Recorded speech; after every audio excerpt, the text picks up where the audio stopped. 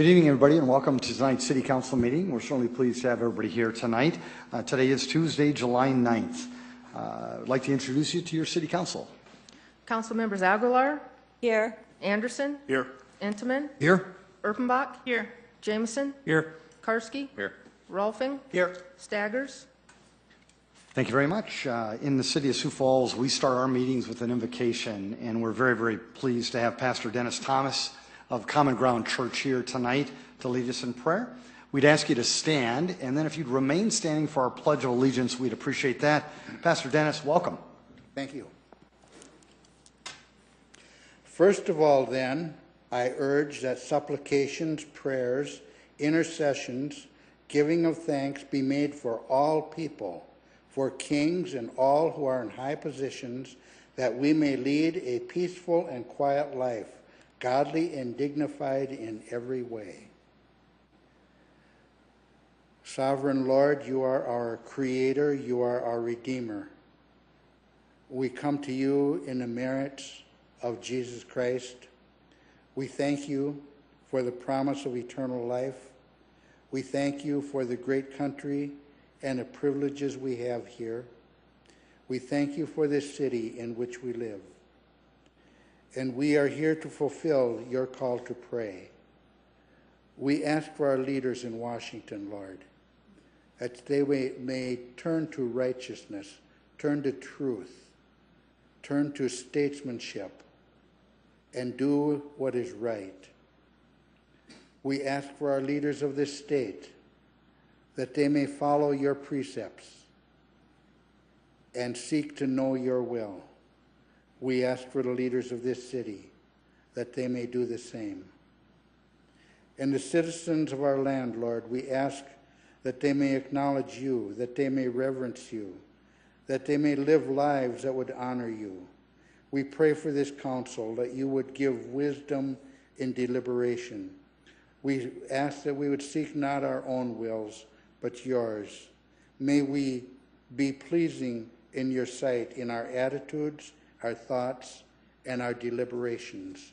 We ask this the only way we can, in the name of Jesus. Amen. Amen. I pledge allegiance to the flag of the United States of America and to the republic for which it stands, one nation, under God, indivisible, with liberty and justice for all.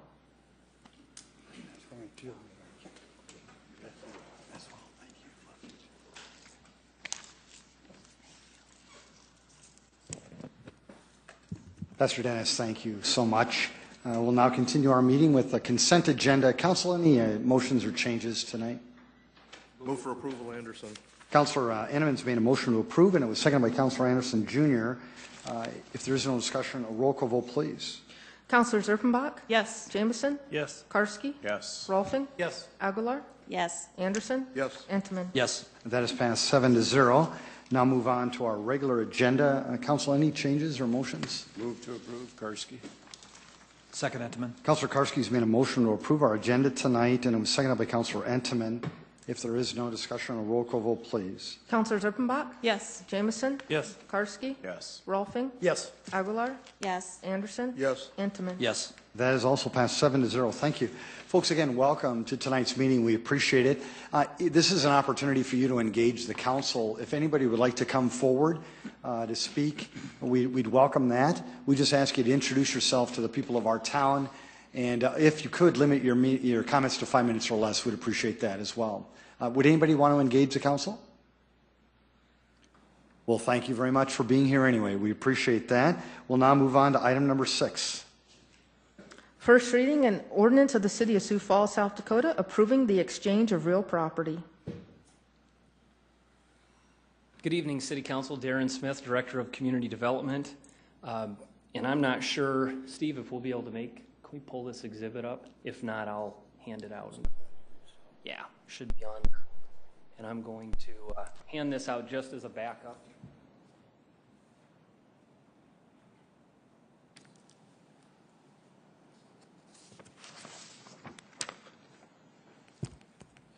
Well, this is an important item. At the same time, it's a beautiful summer night. You have a very brief agenda, so I'll go as quickly as I can and still adequately address the item. This is a proposed land swap between the City of Sioux Falls and Mr. Al Schoeneman. And if I can, I'd like to just take a moment and identify the area we're talking about. The exhibit you have in front of you, the exhibit up top here. The city-owned property is the red highlighted property between 10th Street and 11th Street and underneath those viaducts.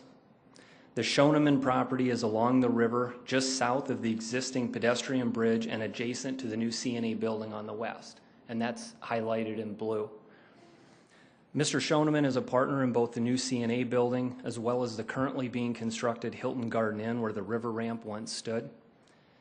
Now let me cover some of the basics of the deal before I provide a little bit of background. The two city-owned parcels you see in red total approximately 27,500 square feet. The two Schoeneman parcels, again in blue, total approximately 26,500 square feet.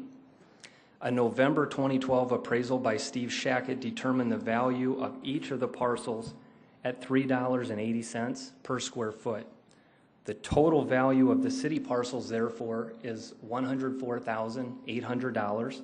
The total value of the Schoeneman parcels is $100,500.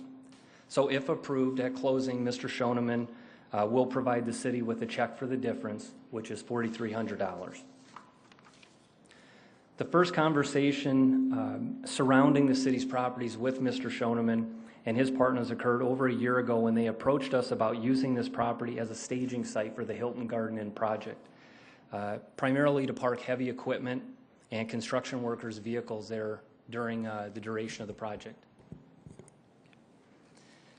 We agreed at that time to allow this and entered into a one-year lease agreement with them in late October of 2012 for this sole purpose, and they've been using it ever since while building the new Hilton Garden Inn. Around that same time, the conversation then shifted to a more permanent parking option at this site as overflow parking for these facilities and other downtown events. And while supportive of that concept, we really did not want to own a parking lot at this location for a variety of reasons, whether that be part of the public parking system or simply a publicly owned property that we would lease to a private group. When we started looking for a creative solution on this, at that time we came up with the idea to swap these properties because it really represented a win-win scenario for both the city and these developments in our opinion. The city gets land it will need for a future phase of the River Greenway Master Plan, and Mr. Schoeneman and his group get the additional parking they desire to better support these facilities and large downtown events. The improvements they would make at this site, just so you know, it would be a surface parking lot, approximately 100 spaces, and it would constitute about $300,000 in improvements that they would make to construct that. So let me touch on just a few of the additional benefits for the city with this deal. Currently, the city has a very limited easement in this area where the bike trail exists today. And again, I'm talking about the Schoeneman-owned properties now highlighted in blue. That easement is only about 10 feet wide, and it includes no air rights. In other words, we can't build anything in that area other than a bike trail similar to what exists there today. If this is approved, the city would now permanently own this property all the way from the new CNA building property, line on the west to the river. So we would be in position to accommodate a future phase of the River Greenway Master Plan. And this area has been in the River Greenway Master Plan since its inception years ago.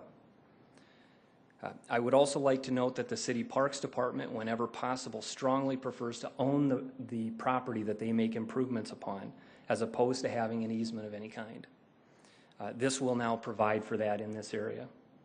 On the land the city currently owns and are proposing to swap, we have a provision in this agreement that includes an option to have the land donated back to the city at a future date. 2037 is the exact date, April 15th of 2037. In other words, the land that we are acquiring will be a permanent ownership situation, again, likely for a future phase of River Greenway. The land that we would be proposing to swap, we will have an option to take back at some point in the future in the event we would ever want it.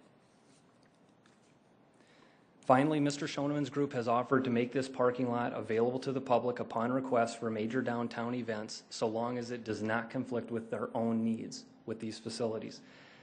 They've also agreed to work with the City Parks Department to make this parking lot a potential trailhead for the existing bike trail nearby and for any future River Greenway improvements so people can park there and conveniently access the bike trail or river. That, in a nutshell, summarizes the proposed agreement and the land swap. And with that, I would be happy to answer any questions. Darren, thank you. Appreciate that. Good summary. Folks, this is a first reading, so you don't have the opportunity to engage the council. Council, I'm going to leave this in your hands. Any questions? Councilor Reitman. Yes, Darren, the location of the land that we're making the swap with, is that the former location of the Louis Zabel salvage yard? That is my understanding. Good. I think that's a good deal on our part. Really good. Thank you. Councilor, thank you. Councilor Rolfing. A couple of things come to mind here. You answered one of them, I guess, is that the park department likes to have likes to own that land. We own the other land that that we started the Greenway process on, in front of the hotel and all that kind of thing. Yeah, I'll have to double check to be certain, and I'll do that before the second reading. I believe as part of the deal with public parking to sell the river ramp and the adjoining surface lot to the east of the river ramp, I believe we carved that area out and retained that and sold the rest as part of the agreement. Yeah, so I believe we do, but we'll confirm that before next week. Railroad, buying the railroad, because this is all, I'm looking at this saying, if you look at the situation here, you can see in the upper right-hand corner, there's a terminal, or the part, the building that they're going to, right where the map date is, right there's a building they're going to retain, and everything to the right up there, or to the northwest is where the two lines that they would keep. Correct. Everything kind of south and west of there, the 1, 2, 3, the 4 tracks is what we would get. Yeah. And this is going to touch that. So I'm wondering if that's going to impede any of the development that we would want to do that way, in any way, because that might jade my situation. You see what I mean? Yeah. I know it's under the bridge and we're there, but we don't want to be. We want to be coming back in 6 years saying, "Hey, Mr. Schoeneman, could we please have it back?" Certainly. And he would say, "Sure, for a couple million." Right. Certainly, that is something that one of the first things I went into any consideration we would give to this, and I would say that these two parcels in red that the city owns. And, well, the land to the south of those parcels in red that BNSF owns currently, those have not been part of the discussions with the rail yard relocation to date. The property immediately east, where you still see the tracks, immediately east of, I believe that says Tract 8, that will be part of the deal. But, Councilman, what I would say is, first of all, this is an area that really has no appeal in terms of commercial or residential development. We work closely with the planning department on this. The best summary, I think, would be to say that it just because it's under the viaducts, those viaducts are higher than any signage that a business could even put there. To make themselves visible in any way, shape, or form. The access would be poor for any kind of commercial or residential development. But they could make a great parking ramp. Well, I don't know about a parking ramp because there's public right-of-way issues there underneath the viaduct and on each side. There's liability issues that would come along with that. But the thing I would say is when we've talked about this both internally and with others externally who have ideas on downtown development, history downtown development, no one I've spoken with yet feels that this area will be anything other than parking. And what I would encourage you to do between the first reading and second reading is to physically go out there and stand on that site, and it makes it real at that point. So the railroads own the land directly south there over to the other viaduct and south of that down to the river? Yeah, the city owns, if you see those two parcels immediately west of the westernmost red parcel. Yep, that triangle? Yes, the city currently owns both of those. BNSF owns that piece that is just immediately south of the wedge, Okay, if that's the best description. okay. One more, if I might. Did you said we had a right, or Al was going to put it in there that the, well, by 37, we Yeah. would have a right to get. Yes. Is there any way we can get a right of first refusal in that in case he decided he wanted to sell that to somebody else? That might be a good option to put into that agreement so that. Yes. Well, and Just in case. I'm looking for safeguards for No, us. absolutely, we are too. Now, I would tell you, I certainly defer to the city attorney, but I reread that provision, that area in the agreement again before coming over here, and if they sell it or assign the rights to this property to anybody, this option stays with it. So this is in the agreement, so if they assign it or sell it, the city still retains the option associated with that property. But wouldn't it be good to have the right of first refusal if he does sell it at any time and have that pass with it? Oh, I see, adding a right of, so if he did choose to sell it and we did want to buy it in Years, advance of and 2030. at that point, if we want to buy it, Yeah, we would have right of first refusal on it. I don't see why not. That Sure. would be something you might want to Yeah. consider on that, just Yep. I I'll talk to the parties involved and our city attorney, and that's, if amenable to everybody, that's an amendment we could that's all I have. Thank offer you. next week. Good job. Welcome back, Councilor Rolfing. Thank you. Councilor Jameson. Thank you. Darren, could you point out that land that BNSF owns better, or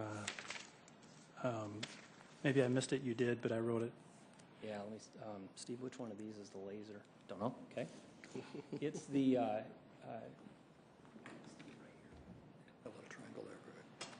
Oh, that's BS. yes, now, my understanding is that Mr. Schoeneman and his group are working with BNSF currently to acquire that.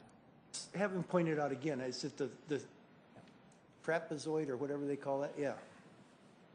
Yes, BNSF currently owns that. And we own the two triangles? Yes, right there. There, and then to directly the west. north. Correct. Yep. And again, that piece that BNSF owns that we pointed to earlier, my understanding is that Mr. Schoeneman and that group is in discussions with them to acquire that. So then, because the two pieces that are highlighted in red would make for a somewhat odd-shaped parking lot, although they could do that and make it work. They would very much like to acquire that piece to the south, and my understanding is those discussions have advanced, and that likely could happen. Yeah. Councilor Jameson. Thank you. The parking lots are funny shaped, and that the city owns the land that's further to the west. Is there a reason they targeted those two versus anything else closer to their building? Well, I think primarily because of our desire to retain those parcels closest to the river where there is some green space and trees. The area that they're acquiring is dead for all intents and purposes, and nothing will grow there. Right, okay. Well, what I'm worried about or thinking about is just access. Yes, and that would be their responsibility, and they have provided a plan to access that. In fact, they have been for the last several months as they've been engaged in the construction project with the Hilton Garden Inn. What I mean directly, if I could, is access to our own land. Those two parcels, are we worried about getting underneath that bridge at all? Well, my understanding, and in looking at this, you can still access our property underneath there just to the west. Okay. Yeah. Okay, thanks. Yes, Councilor Henneman. Yeah, I think this is kind of cool in a way. If you stop and think about it, Mr. Schoeneman and his group are giving us prime riverfront property in exchange for what used to be a salvage yard. Now, for those of us that grew up in Sioux Falls, we're very familiar with what that salvage yard, and that land is pretty barren down there. And I think there's a reason why it is barren, and it's because you don't want to stick a shovel in the ground. Okay, so to me, it makes sense from a parking lot standpoint. From a development standpoint, with some of the issues we've had, environmental issues along this area, I think this is an excellent move on the part of Mr. Schoeneman, and he's definitely proving that they do need parking. He wants to turn it into a parking lot. And quite honestly, as a business person looking at trying to develop this land, I'd be concerned with some of the environmental issues that might crop up on us. So I think this is a great move on our part, especially if we retain the option of this property down the road. I think it looks really good. Councilor Anderson, Jr. With that being said, Councilman Enneman, good statement. What's the environmental concerns in that area? Well, as you get closer to the rail lines, my understanding is the environmental testing that's been done there as part of the rail yard relocation has determined that the contamination there is minimal. It's really restricted to fuel that's spilled over the years. In this site, I don't know that any environmental testing has been done, but keep in mind with the parking lot that will be constructed at this site, Mr. Schoenman's group would bring dirt in to create his base or foundation for the parking lot, and then they would construct an asphalt parking lot on top of it. So none of the dirt here will be disturbed, and likely for the reasons that Councilman Entenman mentioned. Councilor Ermbach. You know, they're taking some pretty dicey land and giving us a really great opportunity. I think we have to be really clear. I understand we're trading and it's a financial deal, but it's a really amazing gift to the community because it really does make a difference in terms of if you spend any time at all downtown and along the river at this point, the community development that's going on down there, the tax dollars that are being generated down there, you know, all I have to do is say thank you to this group. This is amazing stuff that we're doing here. I appreciate the work that's gone into it. Council, very good discussion. With that, this is a first reading. Would anybody want to set a date of hearing and second reading for Tuesday, July 16th at 7 p.m. for this? So moved, Aguilar. Second, Entenman. Councilor Aguilar has made that motion, and it was seconded by Councilor Entenman. If there is no further discussion, a roll call vote, please. Councilors Erpenbach? Yes. Jameson? Yes. Karski? Yes. Rolfing? Yes. Aguilar? Yes. Anderson? Yes. Intamin. Yes. That is passed 7-0. Item 7. First reading an ordinance of the City of Sioux Falls, South Dakota, rezoning property at 9000 East 41st Street from the A1 Agricultural District to the RR Road Residential District and amending the official zoning map of the City of Sioux Falls. Thank you. Jeffrey Schmidt, representing planning staff this evening. So you can see by the exhibit, this is out on the east side of town in Minnehaha County. It's on the north side of 41st Street and the Big Sioux River. We've had history with this project in this area, starting back in 2001, 2005, and now again in 2013. There's approximately 100 residential units out there in the Pine Hills neighborhood association, neighborhood area. This property would like to build another single-family house, and that's the request that's coming before you. It's a joint item with Minnehaha County and the City of Sioux Falls because this is not in city limits. The request is to rezone that small parcel up there, 1 acre of land, to residential so they can build a single-family house and add another residential unit out there. In the past, we have continued to say no, that that's not a good idea. There's going to be future issues and concerns. How do they get water? How do they get sewer? How do you get road access? Again, just like Darren mentioned, go out there and look. It's beautiful terrain, but it's very difficult to maneuver. You can't get north and south on River Bluff Road. It's a challenge, and that challenge is going to be someone's in the future, and it's going to be a challenge. So that's how the communities kind of addressed this in the past. This was a split vote at Planning Commission. Minnehaha County Planning Commission recommended denial. Your Planning Commission, our staff, said yes because they said it's just residential. It makes sense to motion it for approval. For your second reading, the most important thing for you to understand is the meeting will be here and Minnehaha County will go first. So they will vote first. Once they make then you can follow that and see kind of what they say and set the tone, and then you can kind of follow what they're going to decide. So that's my staff report. Thank you, Jeff. Yes, Councilor Enneman. What about access? What are their plans? One more, do you have the sketch plan that they gave, Steve? Okay. They have a sketch plan.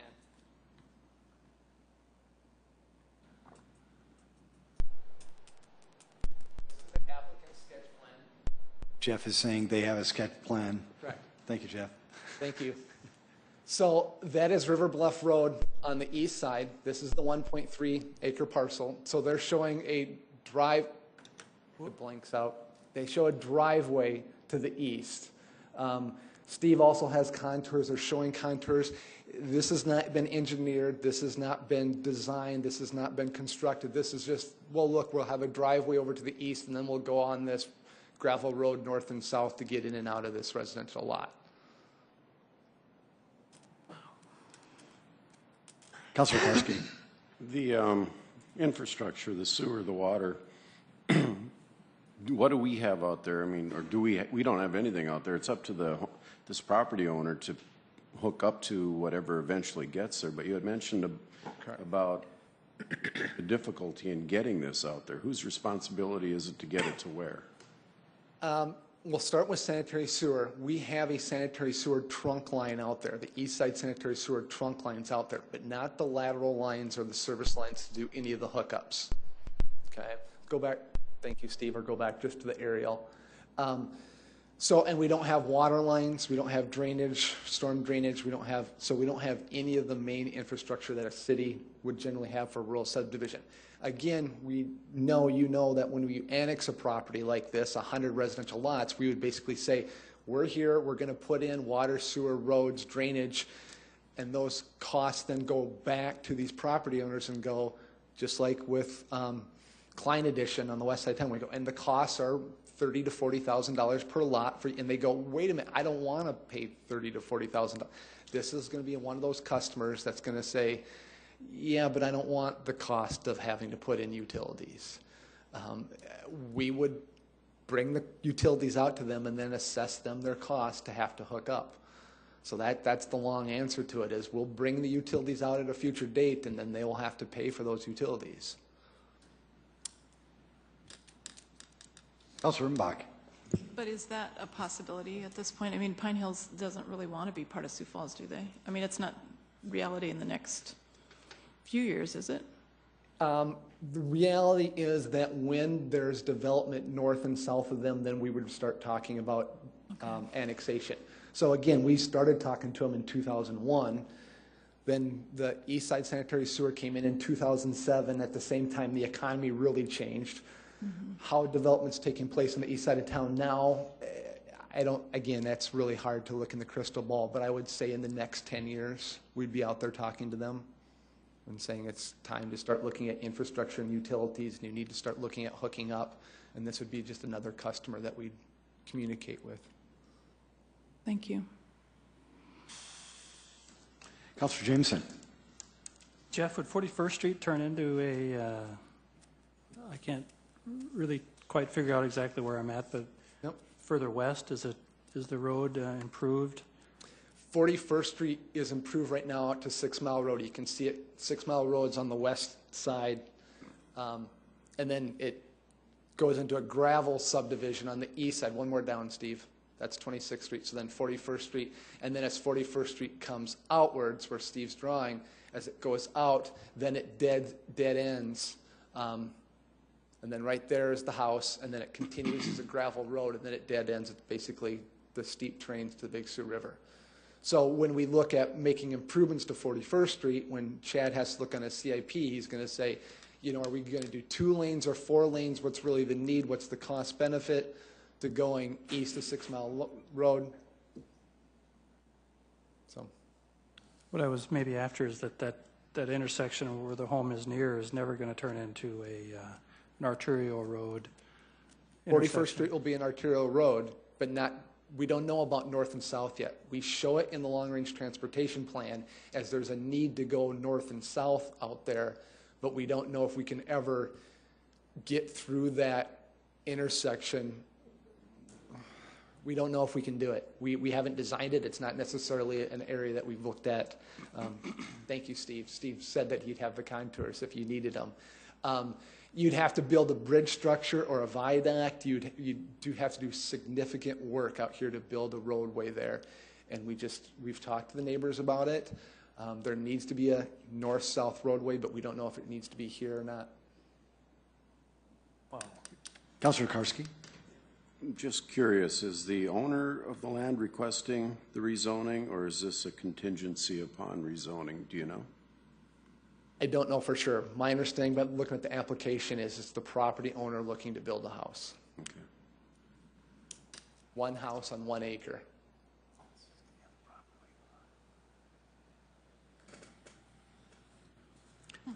Well, Council, very good discussion again. And what we're trying to decide as a team is whether you want to set a date of hearing and second reading for this item. And this will be different. This is with the Joint City Council and Minnehaha County Commission meeting, which is scheduled for Tuesday, July 23rd at 5 p.m. Move to approve, Karski. Second, Erpenbach. Councilor Karski's made that motion, seconded by Councilor Erpenbach. And if there is no discussion, a roll call vote, please. Could I ask a question? Yes, Mayor? Councilor Buck. I apologize. And I do this every time, but talk about what you were saying about the voting that night. Remind us, if the county votes first and they vote no, for instance. Correct. We don't need to vote then, is that correct? That's correct. Okay, all right, that's what I need to know. Yep, that's why I wanted you to understand, and you can even go, they'll make the decision pretty quickly for you. If they vote no, it's a done deal, it's decided. Okay, good, thank you. Yep. Thank you, Mr. Mayor. You're welcome. A roll call vote, please. Councilors Erpenbach? Yes. Jameson? Yes. Karski? Yes. Rolfing? Yes. Aguilar? Yes. Anderson? Yes. Entenmann? Yes. That is passed 7-0. Item 8. A resolution declaring it necessary to levy and levying a special front foot assessment fee for street maintenance and repair. Good evening, Galen Huber, Street Fleet Manager. Each year by ordinance, the City Council is required to approve the street front foot assessment, and that's the resolution that you have in front of you tonight. Also included with it this year is the history of the street front foot. You can see when it was started, the increases that we've had, the revenue that is generated over the years for my street division operation maintenance budget. And this year we are not requesting an increase to it. We just want to keep it at $1, and that represents about 30% of my operational budget. Galen, thank you. Would anybody want to speak on this particular item tonight? Okay, very good, Council. Move for approval, Anderson. Second, Entenmann. Councilor Anderson Jr. has made a motion to approve this. It was seconded by Councilor Entenmann.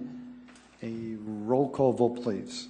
Councilors Erpenbach? Yes. Jameson? Yes. Karski? Yes. Rolfing? Yes. Aguilar? Yes. Anderson? Yes. Entenmann? Yes. That is passed 7-0. Item 9. A resolution advising and giving consent to the appointment of members to certain citizen boards. Would you read those, please? Thank you. Yes. That'd be Councilor Anderson Jr. to CCOG, Councilors Sue Aguilar to CCOG, Jim David to CCOG. And CCOG is Southeastern Council of Government. Okay. My apologies. Councilor Kenny Anderson Jr., Councilor Greg Jameson, Councilor Kermit Staggers, Councilor Rolfing to UDC. And what is UDC? Urban Development Council? Commission? Okay, Urban Development Commission. And Councilor Michelle Erpenbach and Jim David would serve as alternates for UDC. Very good. Move to approve, Entenmann. Councilor Entenmann, thank you, and Councilor Karski, thank you for seconding that. If there is no discussion, it looks like you're going to be busy. A roll call vote, please. Councilors Erpenbach? Yes. Jameson? Yes. Karski? Yes. Rolfing? Yes. Aguilar? Yes. Anderson? Yes. Entenmann? Yes. That is passed 7-0. Item 10. A proposed resolution vacating the public right-of-way on a portion of North Bluebell Lane as shown on Exhibit 1. Good evening, Chad Hebe with the Engineering Division. This right-of-way is unimproved and is north of 12th Street and west of La Mesa Drive. It does not contain any utilities, and a utility easement will not be maintained. The petitioner plans to replat this land and then develop it. Councilor Karski. If we vacate this right away, Chad, basically, and that's developed, does that become a private street at that point then? Not necessarily. He's going to, right now it's nothing, but he's going to replat it, and I don't know whether he'll replat it as a public street or a private street at this point. So when he replats it, we're going to decide if we're going to have a public street there or if it's going to become a private street is what you're saying? When we have the hearing, I'll make sure I ask the petitioner to see a site plan for what he plans to do there. And the reason I ask it, we have a few other circumstances on the west end of town where people thought they were on a public street and come to find out they're on a private street and who takes care of it and that type of thing. So that's why I'm concerned. We'll figure that out for you. Thank you. Good job, Councilor. Well, would anybody want to set a date of hearing for Tuesday, August 13th for this item? So moved. Karski. Second, Entenmann. Councilor Karski's made that motion, seconded by Councilor Entenmann. If there's no discussion, a roll call vote, please. Councilors Erfenbach? Yes. Jamison? Yes. Karski? Yes. Rolfing? Yes. Aguilar? Yes. Anderson? Yes. Entenmann? Yes. That is passed 7-0. Item 11. A proposed resolution vacating the public right-of-way on a portion of South Minnesota Avenue as shown on Exhibit A. This right-of-way is also unimproved, and it's located just south of 57th Street and east of Minnesota Avenue. It does contain a city water main, and so if it is vacated, a utility easement will be maintained. And really, this little piece and the next item is a remnant piece of when Minnesota Avenue was realigned. A lot of times when you hit those county lines, Sycamore was like that, Minnesota was like that. They don't line up. And so, you know, we've realigned Sycamore. Minnesota Avenue was realigned many years ago. And so this is just a remnant piece of right-of-way that the property owner is requesting that we vacate. Thanks, Chad. Yes, Councilor Rolfing. Chad, does that mean it could be developed then a little bit? If is it big enough to develop? I don't believe so. It's very small, and there's been a lot of right-of-way that's been vacated out here, and there's a property owner that owns quite a bit of this land, and it's just more of a house cleaning item. But that whole corner right there, that triangle, is that big enough to develop then, or it's?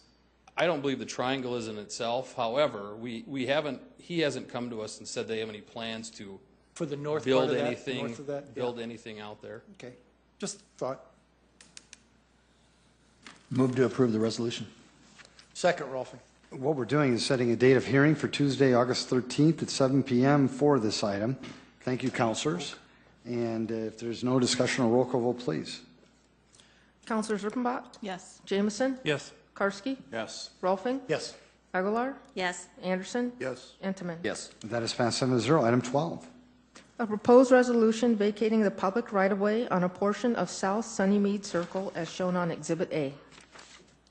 This right-of-way is also unimproved and is in that generally same location, south of 57th and east of Minnesota Avenue. It does also contain a utility line, and a utility easement will be maintained. And again, it's a remnant piece left from the realignment of Minnesota Avenue. Council, would anybody want to set a date of hearing for Tuesday, August 13th for this item? So moved, Aguilar. Councilor Erfenbach made that motion, seconded by Councilor Aguilar. If there's no discussion, a roll call vote, please. Councilors Erfenbach? Yes. Jamison? Yes. Karski? Yes. Rolfing? Yes. Aguilar? Yes. Anderson? Yes. Entenmann? Yes. That is passed 7-0. Thank you. I do see in the audience that we've got some special guests tonight. We've got some young people. Would you mind just introducing these young people to the council and explain why they're here? Let's start with this beautiful little girl right here. Olivia is here, and she's here. Why? Hanging out with Dad. Olivia, welcome. Nice to have you here. And then we have some Cub Scouts or Boy Scouts. Boy Scouts. My apologies, young men. What troop are you here from? 48. Troop 48. And would you guys mind standing? Is this your troop leader? No. Just a good mom. We have people of Sioux Falls. This is members of Troop 48. And Olivia, we'd like to welcome you as well as the rest of the members here tonight. A round of applause for these young people.